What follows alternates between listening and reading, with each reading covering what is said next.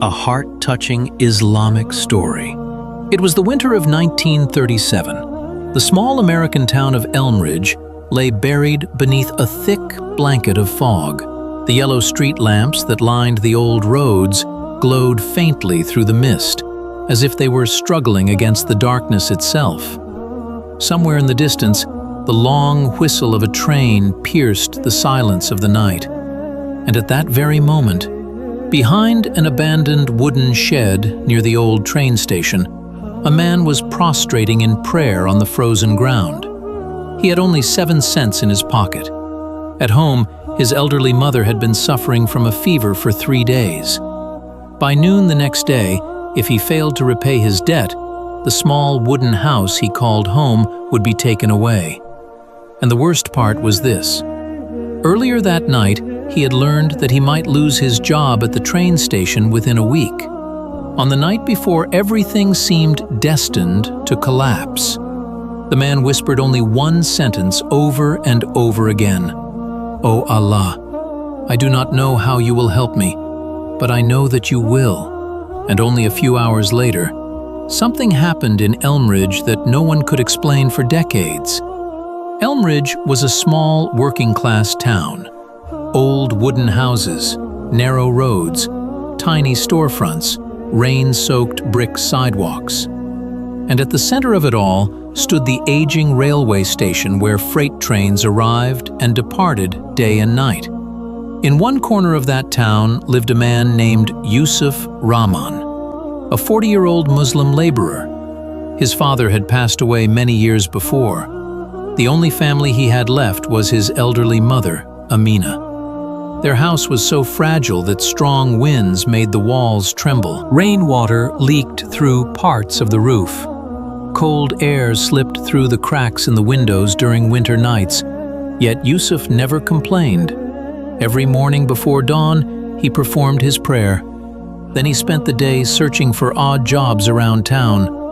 And at night, he worked at the train station loading and unloading cargo. People often mocked him because he was poor and because he was different, a Muslim.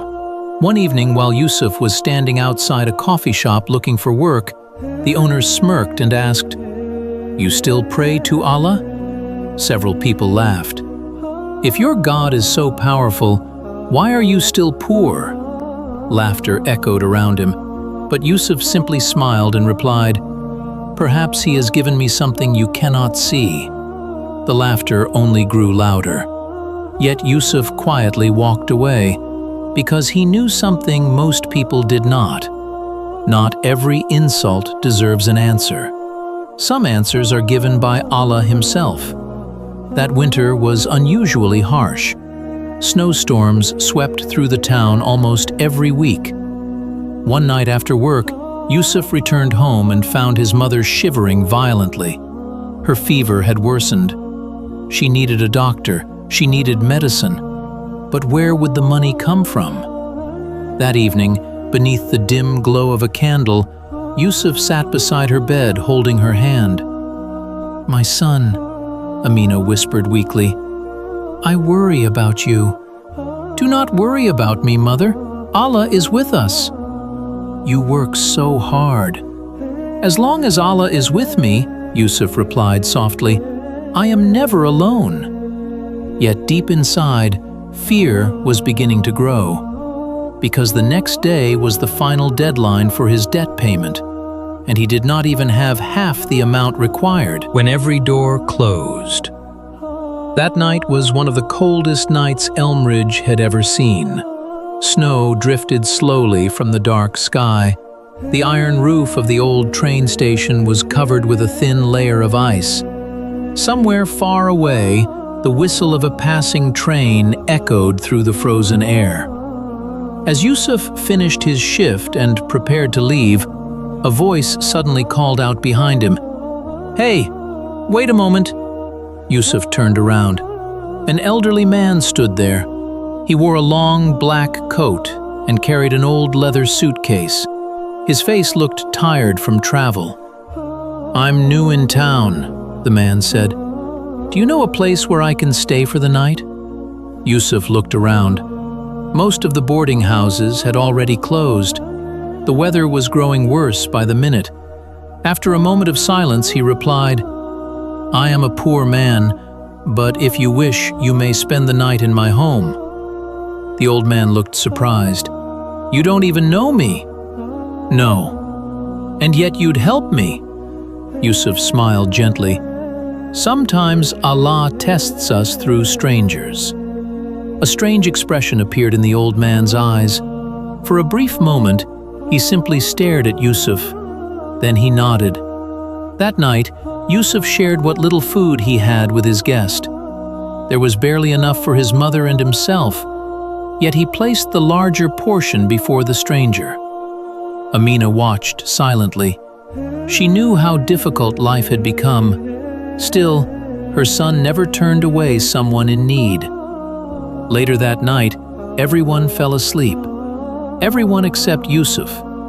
He sat beside the window watching the snow fall outside. The debt deadline would arrive the next day. He still didn't have enough money.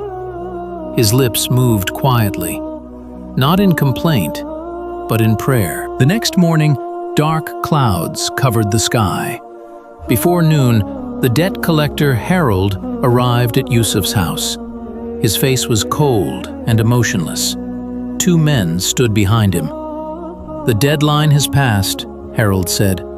Yusuf lowered his head. "I haven't been able to gather all the money." "Then the house is no longer yours." Amina's trembling voice broke the silence. "Please, give us a little more time." Harold shook his head. "No." The word struck harder than any blow. By evening, Yusuf and his mother would have to leave their home. But the hardship did not end there. Later that afternoon, Yusuf arrived at the train station only to receive another devastating piece of news. The company had officially laid him off. There was no more work for him, no more wages, no more security. The station manager handed him a folded paper. "I'm sorry, Yusuf." Yusuf stared at the document. The world around him seemed to disappear. The sounds of workers, the rumble of trains, the whistles in the distance. Everything faded into silence. For the first time in years, he felt completely lost. As darkness fell, Yusuf decided to visit his old friend Samuel.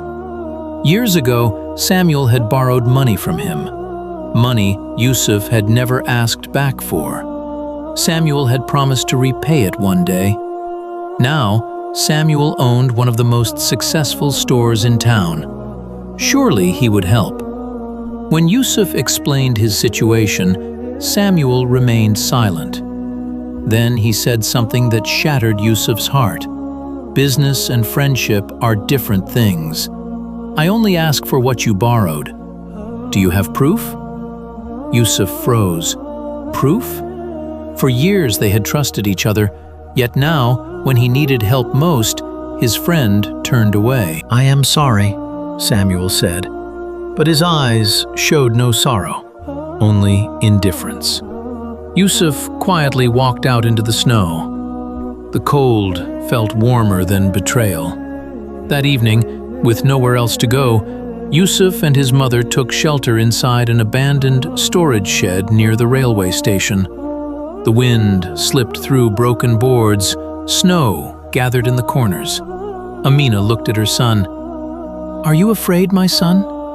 For a long moment, Yusuf said nothing. Then he answered honestly, "Yes." He was human. He felt fear. He felt pain. He felt exhaustion. But after a moment he added, "Yet I know Allah has not forgotten us." Near midnight, Yusuf stepped outside. The town was buried beneath fog and snow. An old street lamp flickered nearby. He stood beneath it and looked toward the heavens. His shoulders trembled. His eyes filled with tears. For the first time in years, he allowed himself to cry openly. "Oh Allah, I can no longer see a way forward. Every door has closed, but you are the owner of every door." Then he fell into prostration upon the frozen ground, alone, hungry, homeless, jobless, yet still believing. And at that very moment, a distant light appeared through the fog. A black automobile slowly emerged from the darkness. It rolled toward him and came to a stop. Yusuf had no idea that within the next few minutes, his life would change forever. Nor did he know that the old traveler he had welcomed into his home the night before was not who he appeared to be. Imagination. Yusuf remained in prostration beneath the falling snow. The wind howled through the empty streets. The fog swirled around the old railway station. Then the black automobile stopped beside him. A door opened. A familiar figure stepped out. It was the elderly traveler, the man Yusuf had fed and sheltered the previous night. "Yusuf," the old man said softly, "I've been looking for you." Yusuf stood up slowly. "You?" The old man smiled. "Yes, me." Two well-dressed men stepped out of the vehicle behind him. They clearly were not ordinary travelers. The old man took a deep breath. "My name is James Harrington." Yusuf stared at him. The name sounded familiar, very familiar. James Harrington was one of the wealthiest railroad and industrial investors in America. His companies owned rail lines, warehouses, and factories across several states. Yusuf could hardly believe it. "Why are you here?" he asked. James smiled. "For months, I have traveled across the country without revealing who I am." "Why?" "Because I wanted to find something money cannot buy." "And what is that?" "A good heart." James explained that everywhere he traveled, people judged him by his appearance. Some ignored him, others insulted him. Many closed their doors. But Yusuf had done the opposite. Even while struggling with poverty, he had welcomed a stranger into his home. Even when he barely had enough food for himself, he had shared it, without expecting anything in return.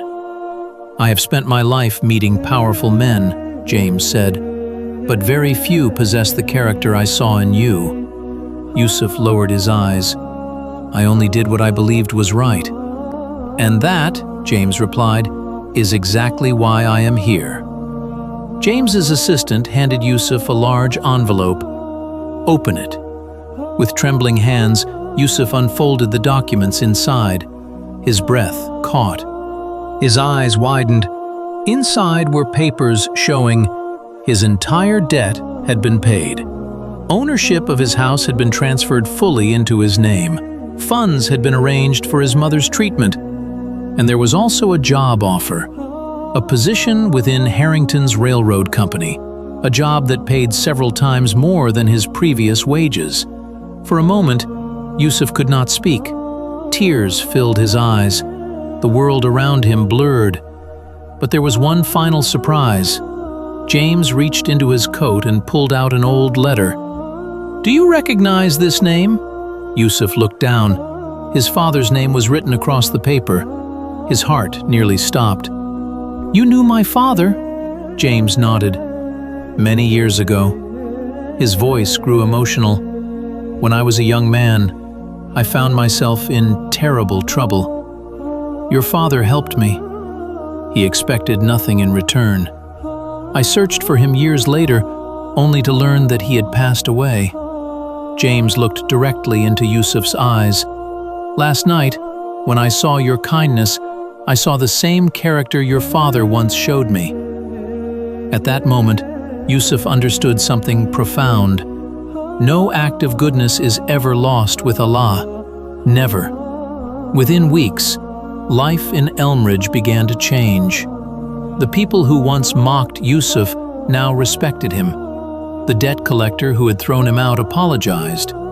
Samuel, the friend who betrayed him, could barely look him in the eye. Yet Yusuf held no hatred toward anyone, because his heart had learned something greater than revenge: gratitude. One spring evening, Yusuf stood beside the old railway station. The same town, the same sky. Yet everything felt different. His mother sat beside him, smiling peacefully. "Do you see now, my son?" she asked. "Allah may delay His help, but He never forgets." Yusuf's eyes filled with tears once more. "When I thought everything was over," he whispered, "Allah was already preparing a new beginning." Years later, the old station would disappear.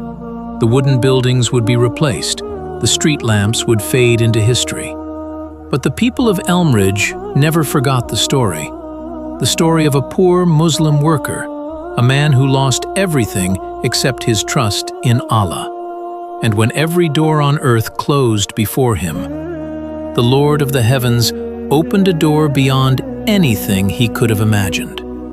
Moral: the one who truly places his trust in Allah will be shown paths that lie beyond human imagination. Sometimes, Allah's help does not arrive when we want it.